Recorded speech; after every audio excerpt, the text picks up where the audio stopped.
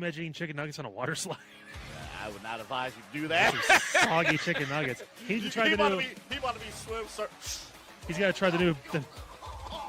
Try the new Berry Blast Sprite on the water slide because it's liquid on liquid. You should be fine. I love John. He's one of my favorite wrestlers of all time. This idea sucks. Just being honest. There is no world where Jey Uso beats Boba Fett. There is none. No. I don't care if you have all 15 members of the Bloodline out there at once. I don't care. 14 of them shall smack Jey Uso.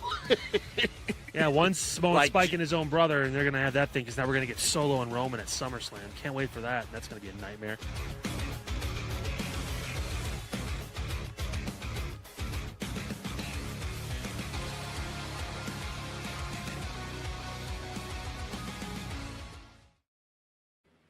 With that, welcome in, ladies and gentlemen. It is the Side Hustle Wrestling Podcast here on the Inside Edge Network. There he is, Double A Anthony Alford with me, Kyle Cornell, as always. Aloha, Mother Fathers. It is time for the next installments of the program. What is this, episode 134? 134, buddy. Off and running. Dear Lord. We've been doing this for too long. I think we said it after episode 1. There's no way this thing goes past 10. We were shocked. Like, again, I still can never understand how this all ended up being what it's turned out to be. Everything from starting where we did to not even having a name for the show. We just showed up to record, and we named the show in the first episode. Yeah, we did. To where we are now, where it's blossomed into this giant network where we're getting thousands of views per night on Twitter and all this stuff. I mean, like last night was insane.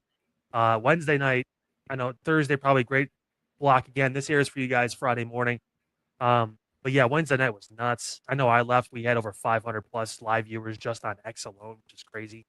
I mean, like we're getting some crazy traction in this stuff, and it's never ceases to amaze me. I don't know about you. Dude, this is exciting stuff, man. And it's our team, we all, you do a great job. Everybody on the team does a great job. But yeah, none of this happens too without the viewers, without those on their phones looking for something to watch or something to scroll on. And then thankfully the ones that are finding us, thankfully they're staying and they're liking, subscribing, and they're listening to your son. Like and subscribe. They're listening. They're listening to Colton. Like, hey, you better like and subscribe. It's the only downside of doing this now in our own spaces here is that we don't get to have the cameo of him running behind us in front of the green screen, holding the title that you just disrespect and leave in different places. But I was thinking of this too. This is obviously not really pertaining to wrestling, but we should do like an Inside Edge fantasy football league. I feel like that's kind of a thing. We have enough people. Yeah, I think we have enough people. I know you're not the first to bring that up. I think we could make that happen now. We could do that. We could look into. We're gonna for sure do a pick'em of some sort. I don't know yet if it's gonna be straight up or against the spread, but we'll definitely do a pick'em. And yeah, I think we could. The way I looked at the fantasy football thing, I'm like, if the majority of the network wants it, sure. And I think you in particular may want that because you want that championship back. You just want to replace the plate. Honestly, it cost too much to do that. It'll be fun. I didn't do fantasy football last year, so like for me, it was like a year off essentially. The last time I was in the league was when I was working for ADT.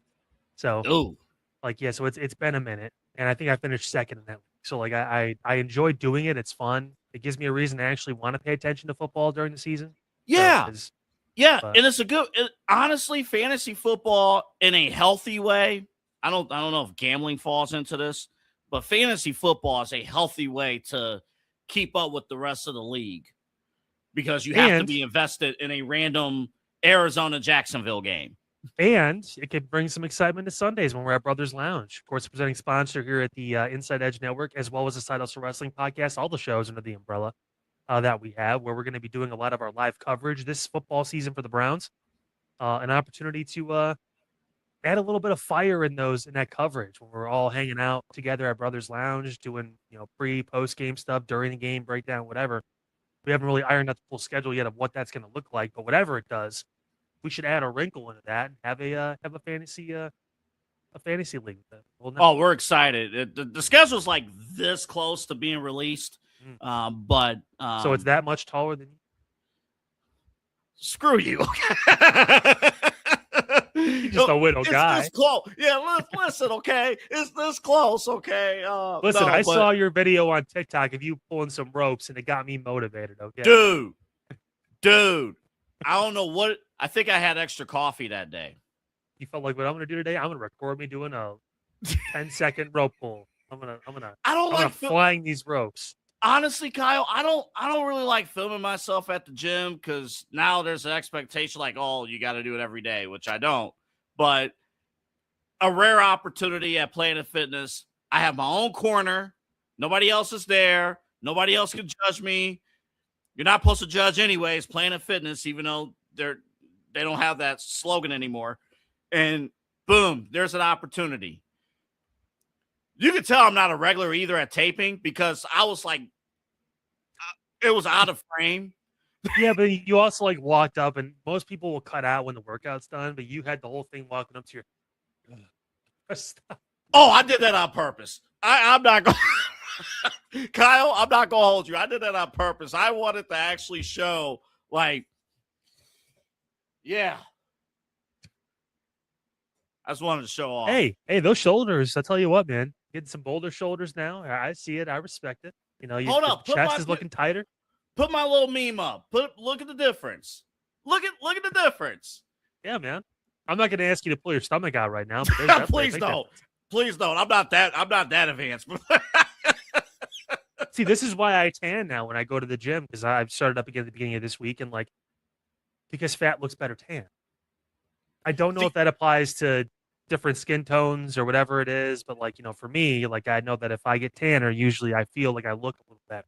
So here's my thing too with the stomach, and it falls along with a bloodline. My dad, that was, even when he had muscle, that stomach, that was that trademark, build. Do you remember Holyco?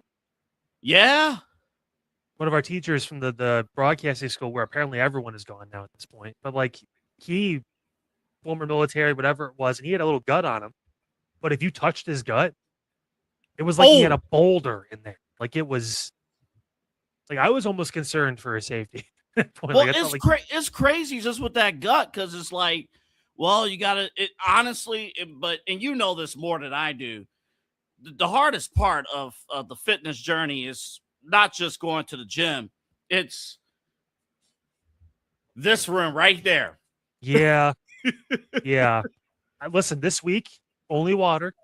I haven't drank anything, but what I do is I put the flavor packets in it because they have I think there's maybe 20 calories in a gallon of water if I put the flavor packets in. So at least it tastes a little different. Right. I'm getting back into it. And then I meal prep. That's what I did. I meal prepped 11 containers of garlic buffalo chicken mac and cheese. Yeah. Dude. It's Colton's eating one of them right now. It's that good. My son is eating it. They're very good.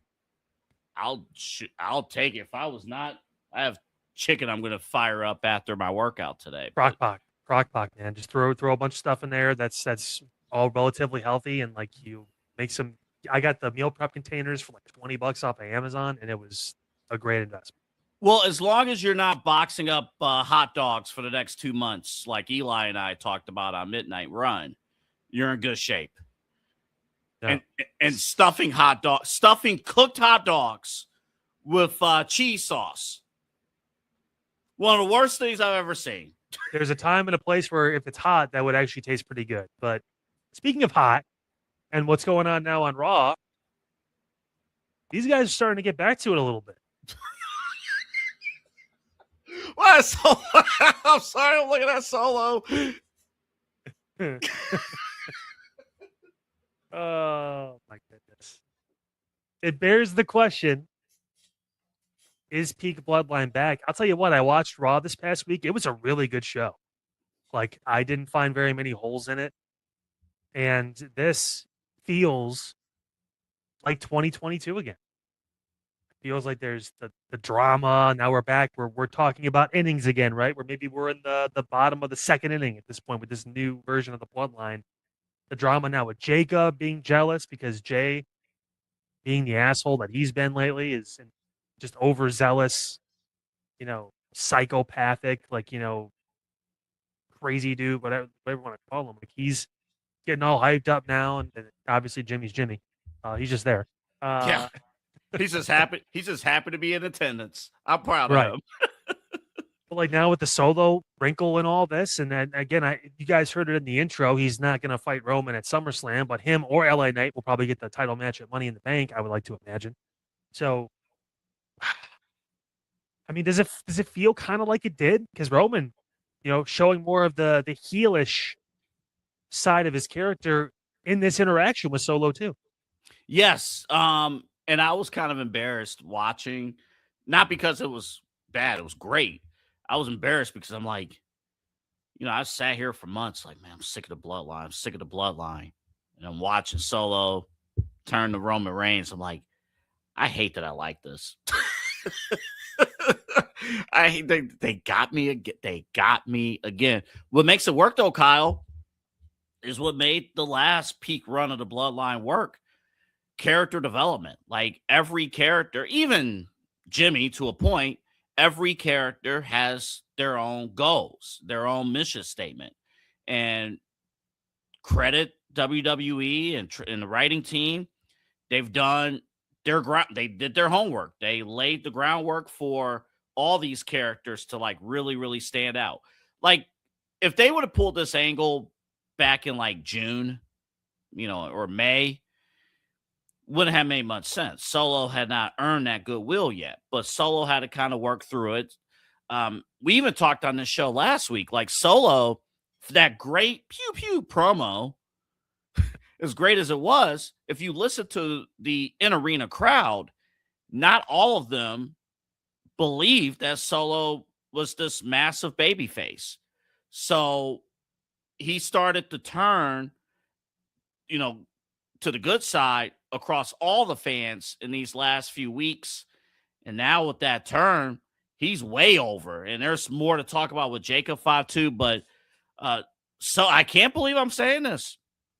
Solo Sikoa, one of the top baby faces in WWE right now.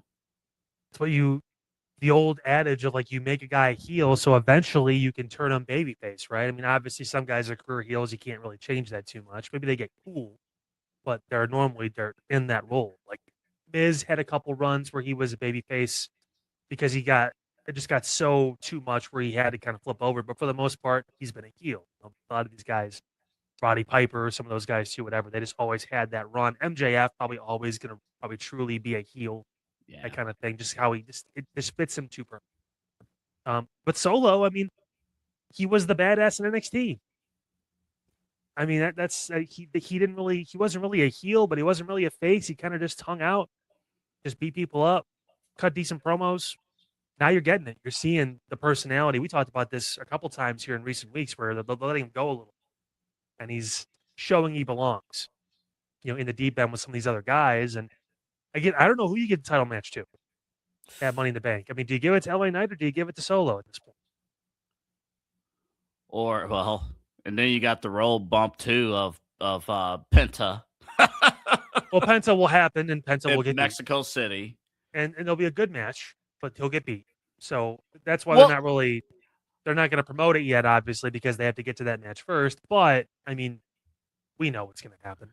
My answer to the question would be LA Knight. He has a direct path to Roman. I think with Solo has ready-made feuds. I mean, the big money match with Solo right now is actually not with Roman. It's with Jey Uso. Like Jey Uso right now has two ready-made feuds in the family with Solo and Jacob Fatu. So really, it depends on how they want to pace this out. I think you could do. You got the Sunday night's main event coming up Labor Day weekend. So I don't I don't know if I don't think Roman Reigns is working that event. He's not. So you could run Solo versus Jey Uso maybe at that event.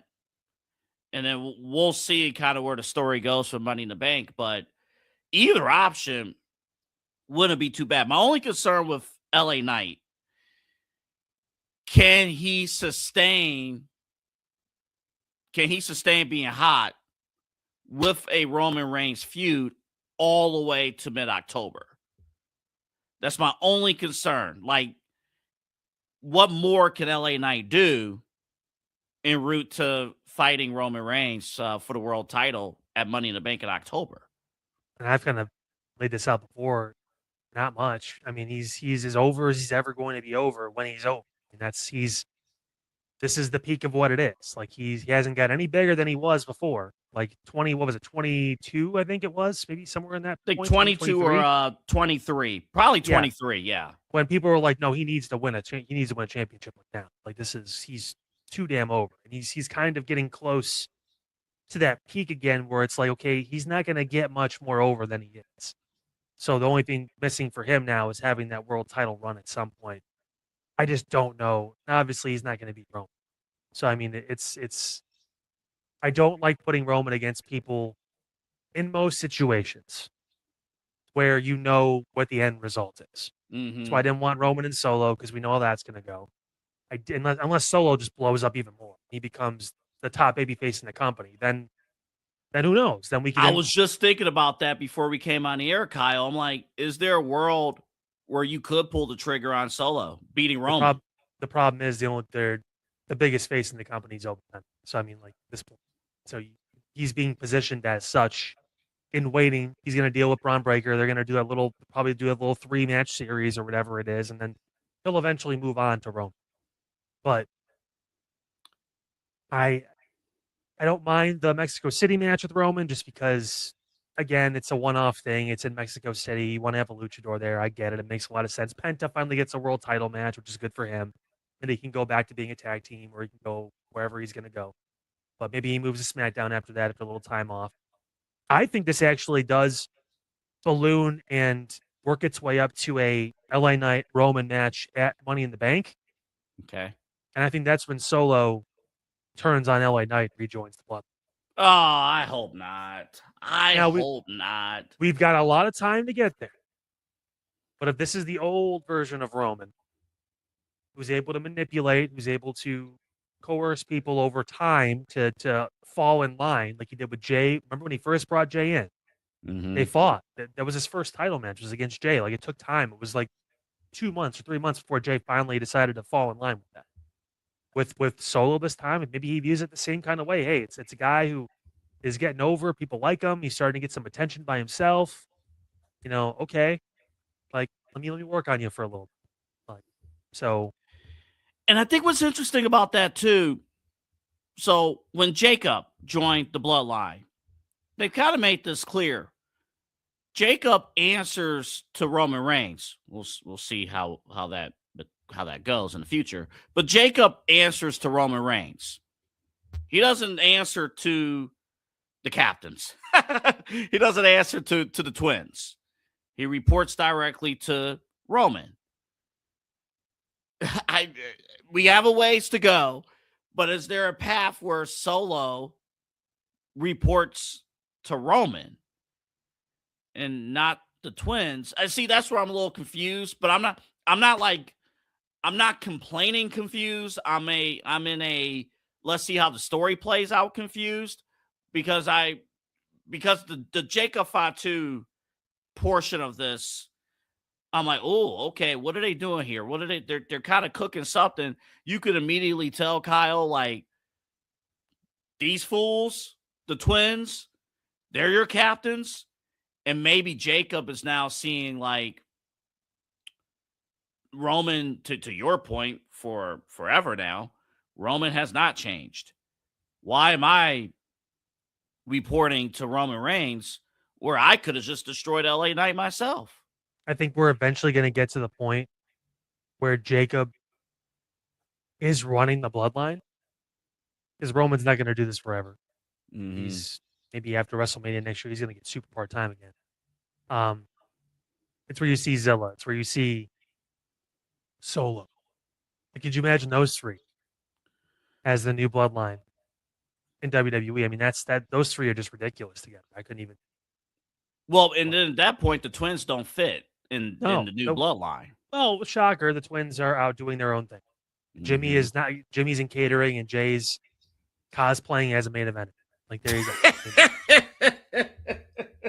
Which is sad because if you listen to Jay's promos, because they had the Sami Zayn stuff, the throwback, whatever it was, and like I actually watched his promo about Sami and about different things. Like, Jay used to be able to cut a promo. Yeah.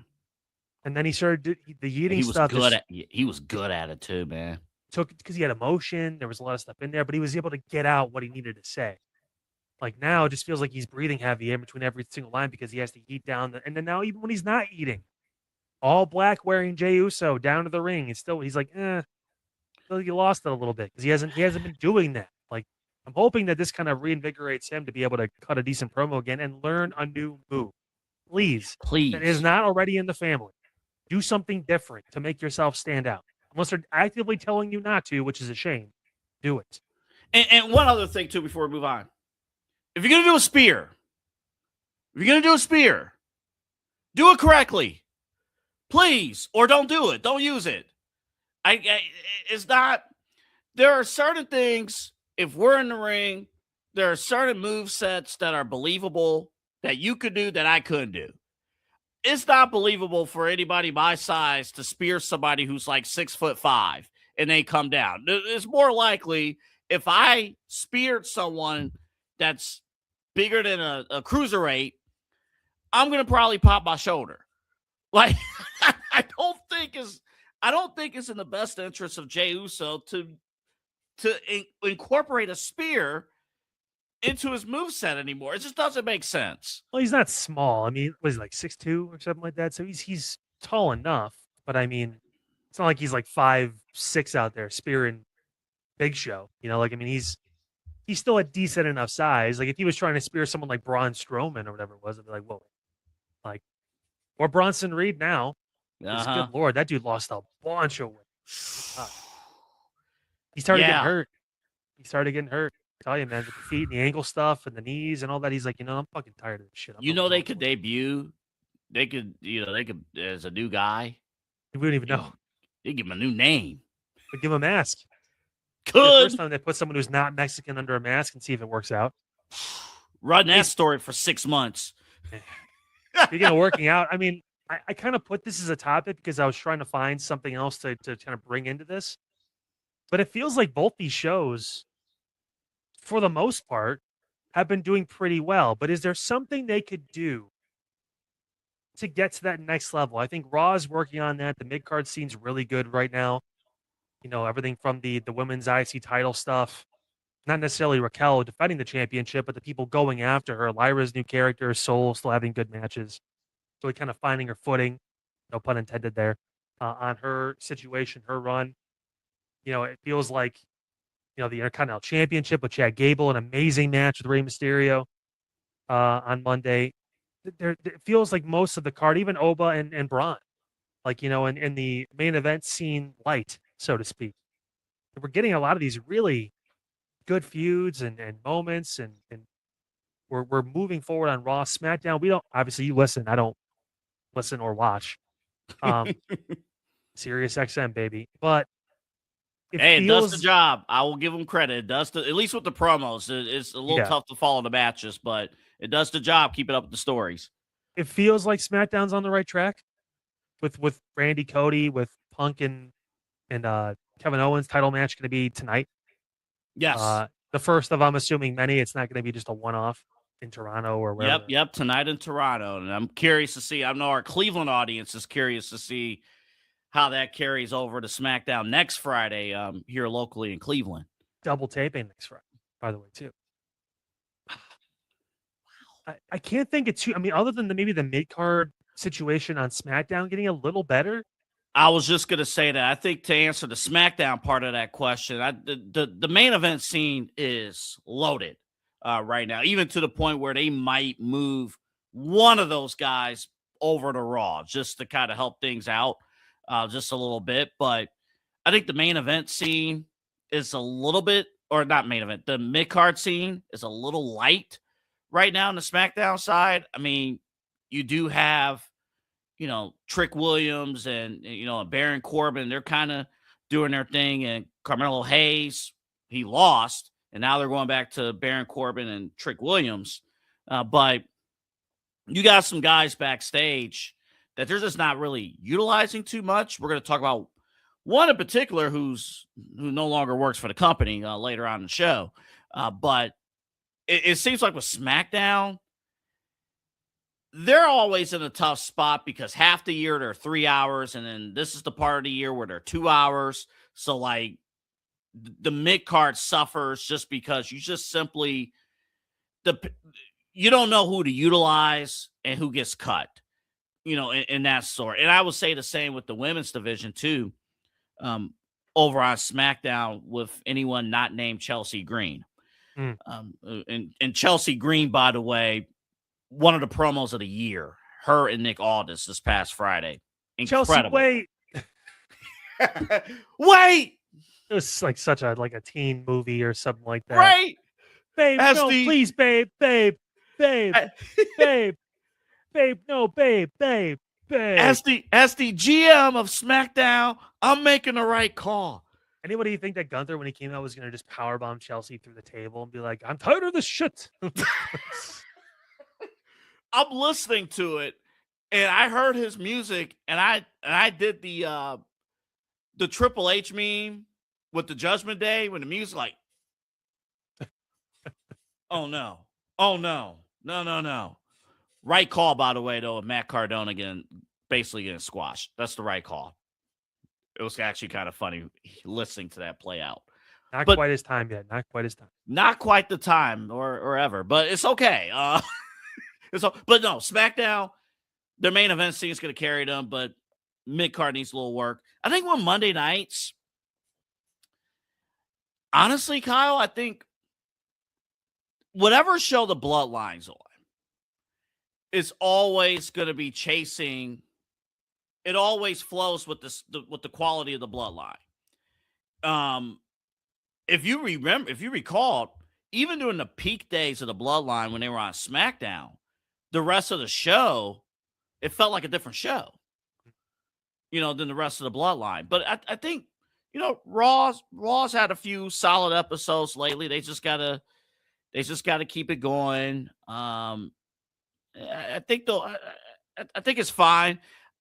Just give me 1 star from SmackDown to come over to Raw, because I don't know, again, how long you can last with LA Knight being your number 1 top babyface for the next 5 to 6 months. Remember, you're going to get Bronson Reed back.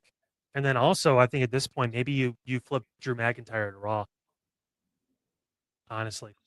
I mean, maybe you just you bite the bullet and you do it. I think whenever he decides to come back, which apparently is imminent, he's been ready to go since SummerSlam. They just haven't pulled the trigger on him yet. They're saving him for something.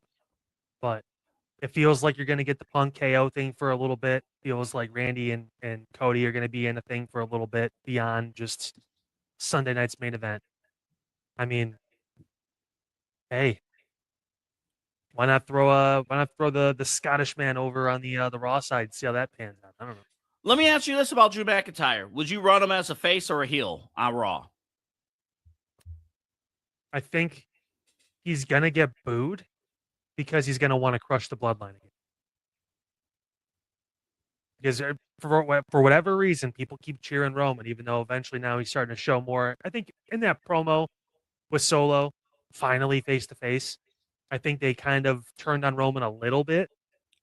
But, like, they obviously went right back after the show. Everyone's cheering. Everyone's happy, that kind of stuff. He's shaking hands, whatever it is, hamming it up to the crowd. So he's listed as internally as a heel, but he's out there kissing babies and pictures and stuff. Okay. Yeah. So I think it will morph over time, as it should. But I think, having Drew on the show, because you need someone to be able to feud with whenever the time comes when Oba does win the championship, or if Braun's involved, or whatever it is, even Bronson Reed, whatever, you need someone else to run with them. And I think Drew is one of those guys where he's been a multi-time champion already. I think right now it's more about giving back, and he understands. Like some of these younger guys, are built in and good to go. Um, but I, he'll come back initially as a heel because people they'll pop when he returns. Mm. But then I'm sure some of the things he's going to say they're not going to want to hear, and then eventually, once people get sick and tired of Roman again doing the same bullshit every week, and they start booing him finally, that's when he can kind of step up and be another one of those foils, or he'll be. It's almost like we're doing the same shit over and over again, which we are at the end of the day. Mm-hmm. So maybe the difference is this time, Drew McIntyre is one of the only believable people I think that could actually beat Roman, just because he's beaten everybody.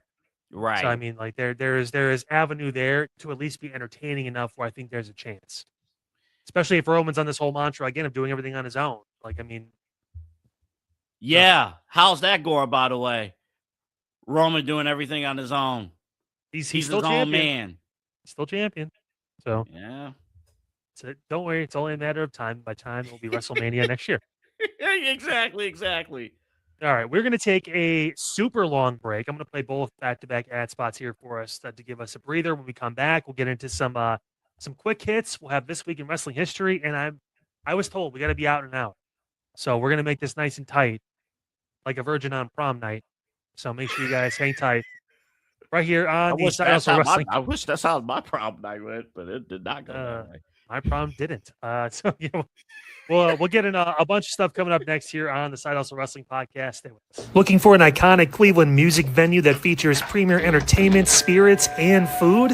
Well, look no further than the Brothers Lounge. They offer a variety of live entertainment acts weekly, along with a diverse selection of beer, wine, and fine spirits, not to mention Chef Wynn's food menu, which has been crafted with traditional American fare with a modern twist. So come on out and enjoy the warm hospitality and make some new friends right here in your backyard.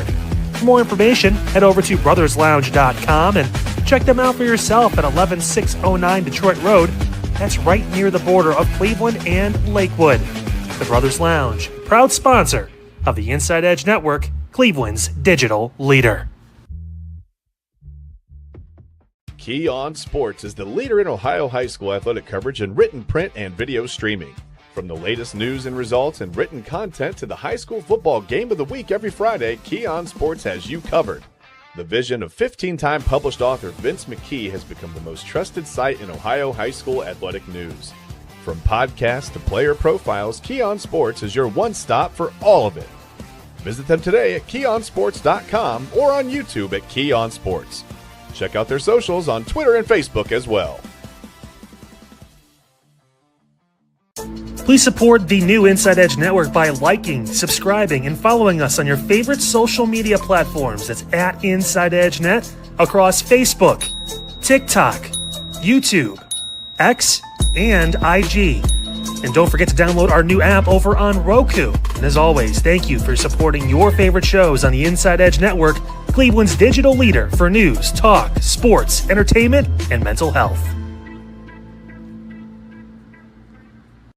Fanatics isn't just our name, it's who we are. Loyal, passionate fans, dedicated to our favorite teams and to the sports we love. That's why we're honored to be able to offer fans the world's largest collection of official sports apparel and sports jerseys from all leagues, teams, and players you love. We feature a wide selection of gear from every league, including the NFL, MLB, NBA, NHL, and NCAA merchandise, which allows us to serve fans of football, baseball, hockey, basketball, lacrosse, soccer, golf, and everything else that gets your heart pumping. Go to InsideEdgeNetwork.com under our Partners section to find our link to check out all of what Fanatics has to offer.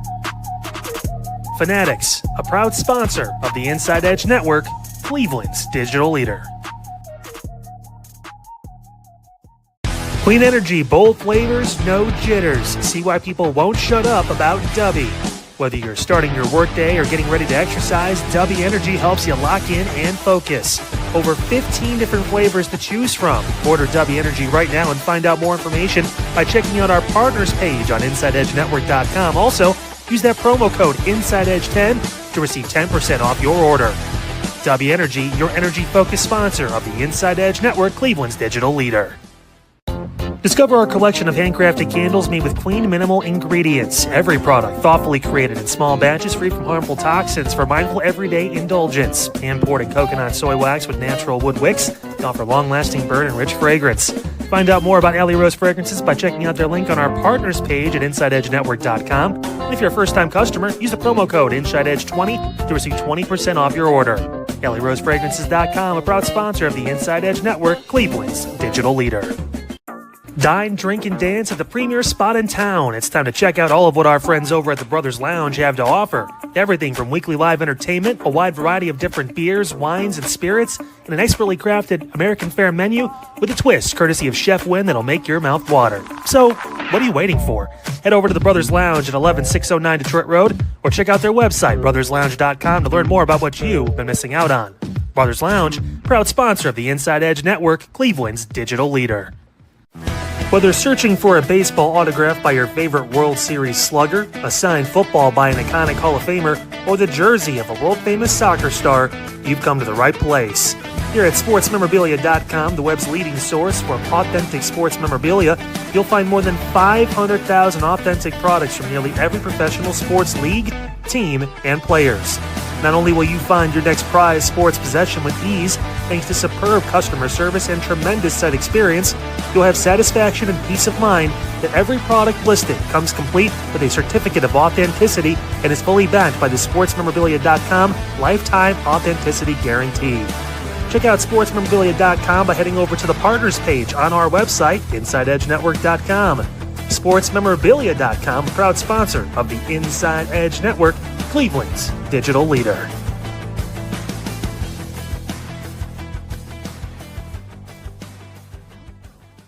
Discover our collection of handcrafted body mists made with clean, minimal ingredients. They offer a natural alternative to synthetic fragrances, perfect for sensitive skin and those seeking clean, mindful self-care, and the perfect gift for you and your special someone. Learn more about all Alley Rose Fragrances has to offer right now by clicking the link on our partner page at InsideEdgeNetwork.com. First-time customers use that promo code InsideEdge20 to receive 20% off your order. AlleyRoseFragrances.com, a proud sponsor of the Inside Edge Network, Cleveland's digital leader.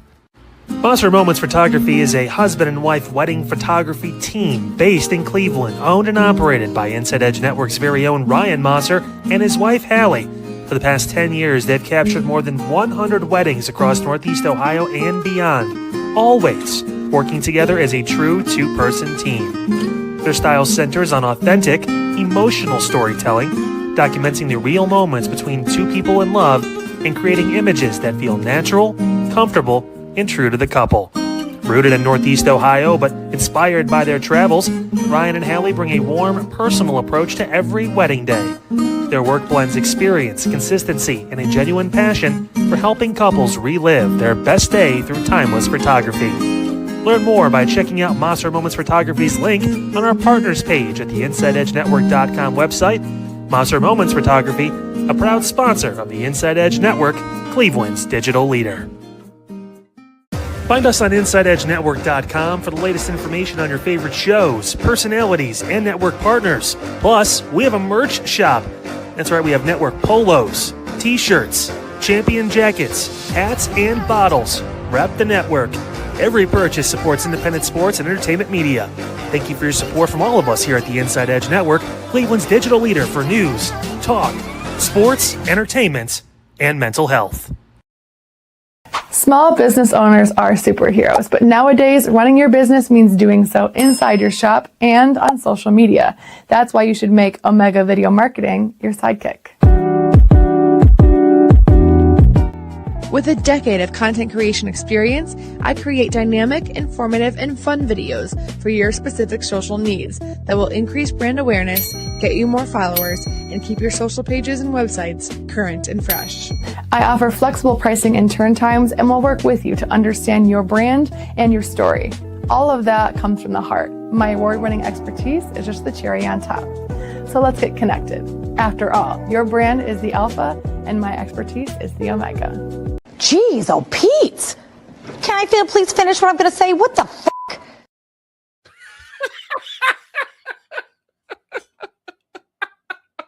I was not ready for that. Oh, I'm so happy I found that video. Tell you what, she's being a bitch. Tell you what, she's going to get a much bigger job than Detroit now. So I'll give her a lot of credit. She's going to be moving up in the rankings, so to speak. That went viral as hell. So viral that Kyle got a phone call in the middle of that. I'm not even joking. That's like the funniest thing. Matter of fact, we should run one of these whenever he gets a phone call. I kind of like that. I kind of like that being one of those things where he gets a phone call right in the middle of that. Let's take a quick break. Actually, no. Let me run this real quick, too. Look at this. Oh, yeah, he's gone. We'll talk about that coming up in a bit. We'll take a quick break. Back in just a moment. Key On Sports is the leader in Ohio high school athletic coverage in written, print, and video streaming.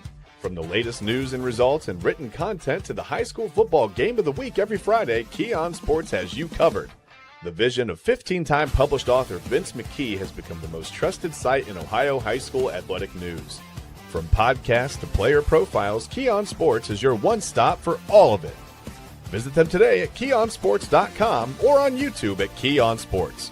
Check out their socials on Twitter and Facebook as well.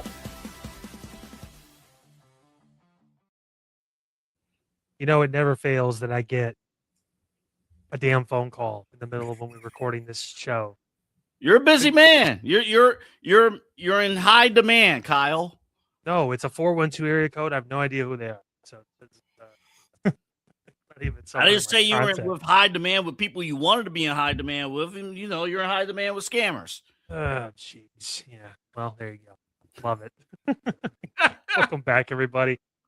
It is the Side Hustle Wrestling Podcast here on the Inside Edge Network. We are going through some news and notes now in the wrestling industry.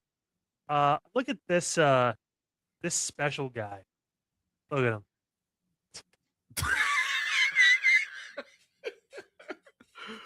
He says no dice on returning to WWE. That's Jim Johnston, by the way. He was the guy who created Stone Cold's theme, Triple H, The Rock, all your favorites. All-time GOAT.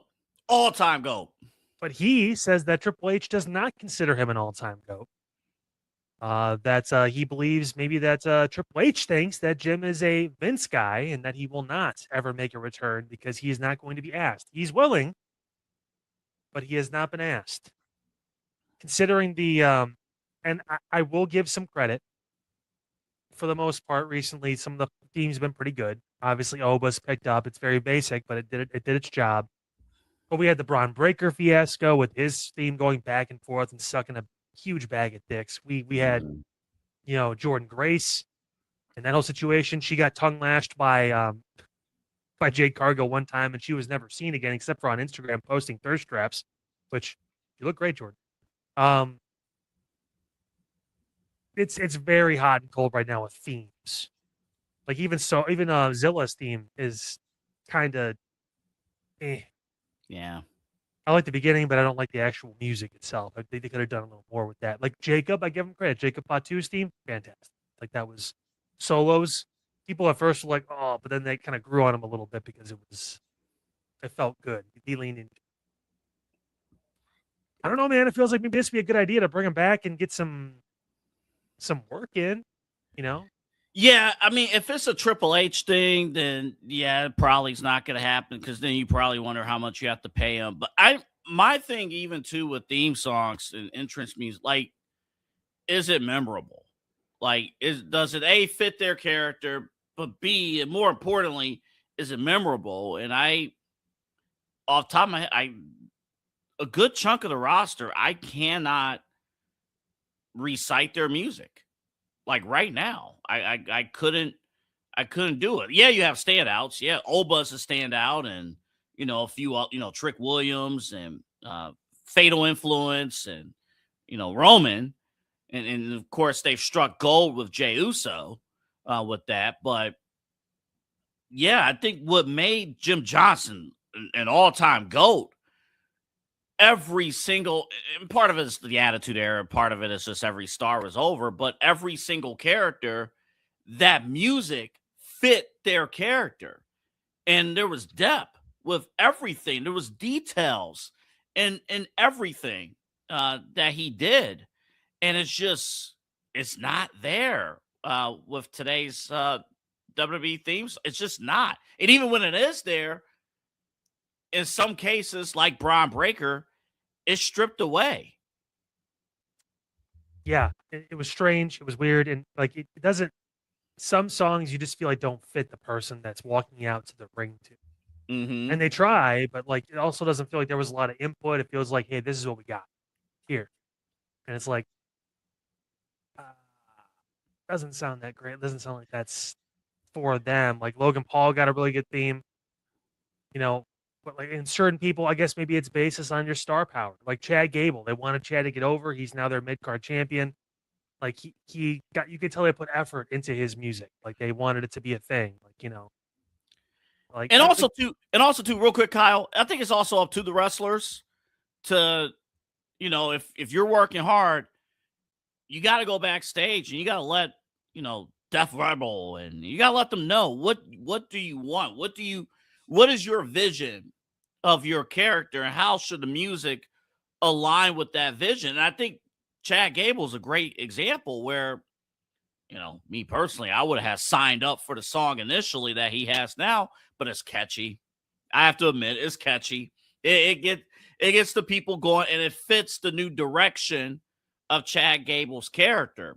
But if he didn't have any backstage influence, maybe they don't go with that song. Maybe they do something else or stick with what they have been doing. I think his story too, and the fact that he got over as El Grande Americano and that whole thing just ballooned them to be like, okay, well, you know what? We need to invest in you because you showed you can take something and go with it. And he is where he is now because of all.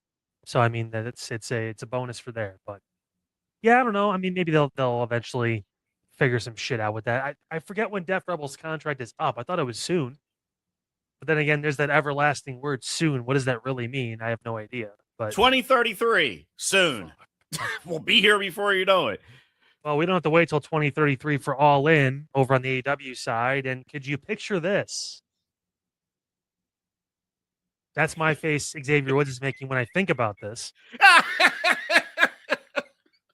But everyone seems to think it's a lock. The New Day are going to be Swerve Strickland's partners at All In for the Trios Championship against I don't want to be in the main event more Page and his ragtag bunch of the guy who hates ice and the other dude that's a really good Ring of Honor wrestler, but couldn't quite cut it on the main squeeze, so to speak. Bandito, of course, is who I'm talking about. It's a guy who doesn't wear a mask; he wears a bandana over his face. I guess because it's Tony and he wants to make a big splash, right? Is the New Day in 2026 really going to be that big of a difference to AEW? Backstage, yes. Oh, they did it perfect because they all love video games and they love, not being real adults, and it's great. It's so much fun. Yeah. I mean, I didn't say it would be for good reasons. I just say yes. Backstage, it'll be that. I mean, Kofi, I don't know Kofi outside of WWE, so I am intrigued how Kofi or whatever his name is going to be. I'm intrigued to see how he looks outside WWE. So, yeah, there's interest there. You just wish, and these two are good guys, so maybe it'll happen. But you just wish that if you are going to bring in ex-WWE talent, that one of them, they're going to actually install discipline into week-to-week happenings in AEW. And typically that doesn't happen. You got Adam Copeland being interviewed. He was talking about, Tony would have signed off on him and John Cena facing off. Sure he would. I'm like, sure. But then, also adding, there's more creative freedom, with AEW. Fine. But then we don't need you losing a year of your career by jumping off of a cage and trying to do a stomp move off the top of a cage. It's the more creative freedom, or Tony doesn't babysit us and make sure we actually do our jobs correctly. he kind of just tells us what we're doing and then leaves us alone. Which, now, again, to the credit of New Day, had things have been going right with them in WWE in terms of respect, they would still be in WWE. So this is more in terms of they're looking for work. AEW and Tony's going to give them a good payday, new opportunity. that's And every veteran that's signed with AEW at this point. It's not really about whatever. It's not. This is where the best wrestle. According to who? According to you? Like who out there besides Dave Meltzer is saying this is the best company in all of pro wrestling that actually has any sort of platform? And even then, Dave's should have and should still be revoked multiple times for his terribleness that he has. But I mean, like, no one actually thinks that. Do they have some good talent? Of course they do. But no one, if they're being honest, really says this is where the best wrestle. And if you are, you're living in a WCW 1999 fantasy, and it's about to be up soon because WWE's got the young talent that AEW doesn't have. They've got Javon, they've got Trick, they've got Oba, they got Braun. They have these young guys coming up. Zilla too when he gets up there. Like they've got these talents that are going to replace a lot of the people that are already kicking your ass. Mm-hmm. So I mean, like, and they're gonna hit the ground running. They already have most of them. I mean, and I think the problem now, Kyle, with where AEW has kind of positioned themselves, their roster is so huge that now they're not really positioning themselves to be that established pipeline. You know what I mean? Like they're not, because WWE has kind of taken that market through NXT, through Evolve, actually. Like they're kind of taking that market. They're the ones working with TNA. They're the ones, I'm not saying officially they're working with NWA, but they're looking at NWA. Like WWE has kind of carved that market out since, in the last few years. And AEW is on their own and, and not evolving. The wrestling's great on pay-per-views, but they're not evolving as a company. But we'll see. I mean, hopefully New Day, this is a new opportunity for them. I do hope that Creed, Creed or Xavier Woods, he does get a little bit more of an opportunity than he did in WWE. So I am rooting for, but we'll see what happens. Always the bridesmaid, never the bride with him. Never had a singles championship in his WWE career, while Kofi and Big E both went on to win the WWE championship. True. Speaking of someone who did actually win a singles championship, but is now apparently no longer with WWE and could also be someone that shows up just out of nowhere in AEW, Ilya Dragunov has let his contract run out. A mutual agreement. There was no, he got released. There was no, I demand my release. It was, we didn't really have much for you, buddy. Do you want to renew it? He's like, no, I'm good. I'm going to go somewhere else. This hurts me. Yeah. I think everyone that loves Gunther knows that we never got that match on the main roster, which is sad. That's going to have to live in our minds from the NXT days, and we're never going to get to see that again. Or maybe we won't see it for a long time. Who knows if he never, ever comes back. But this feels like a guy that will most likely be on Tony Khan's radar because he loves people from Europe and Japan that maybe aren't as over as everyone else, but that Tony loves. Thoughts on Ilya not being back with WWE? Yeah, this was he kind of falls in line of Johnny Gargano. It's just people that's just not really being utilized like to their top tier potential, and him in particular. Man, it's like, do they not have anything else for him? Beyond the United States Championship situations. It's like when Sami Zayn moved over to SmackDown, and that picture, it was, we're gonna push you to the side. We got Sammy. And the sad part is, Gunther is on SmackDown now. You've shown you're willing to do feuds, sidebar feuds that are upper main event level feuds. Randy and Cody, Braun and Oba. Why couldn't Gunther and Ilya have one of those? So you get Gunther away from the title for a minute, and you just have really good wrestling. Right, and I think their issue is, Kyle, is that switch between the 2-hour and 3-hour SmackDowns. Yeah. Well, it's going to go back. Well, at it some is, point.